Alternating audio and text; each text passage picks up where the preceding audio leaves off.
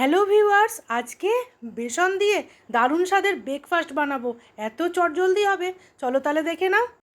প্রথমে এক বাটি বেসন, সামান্য একটু জোয়ান, 1 চামচ আমচুর পাউডার, কাসুরি মেথি, স্বাদ অনুযায়ী নুন, গোটা জিরে, জিরে গুঁড়ো, ধনে গুঁড়ো, লঙ্কা গুঁড়ো, হলুদ গুঁড়ো দিয়ে দেবো। এইগুলো দিয়ে দেবো। এইবার জল দেবো, সুন্দর করে একটা ব্যাটার তৈরি করে নেবো। এবার দেবো গ্রেট করা গাজর। সব উপকরণ একসাথে ভালো করে মিশিয়ে নেবো। আমি ছেলের টিফিনের বানাচ্ছি, লঙ্কা দিলাম না, আর যখন আমরা খাবো লঙ্কা মিশিয়ে নেবো। এই সময় হাফ বাটি সুজি দেবো, খুব সুন্দর করে মিশিয়ে নেবো। তাহলে না বেসনের চিল্লাটা দারুণ লাগবে খেতে। একবার এইভাবে অবশ্যই ট্রাই করো। এবার এক হাতা করে ব্যাটার নেবো, দিয়ে দেবো। একটু তেল ছড়িয়ে দিয়েছি, এক পিঠ হয়ে গেছে, উল্টে দেবো।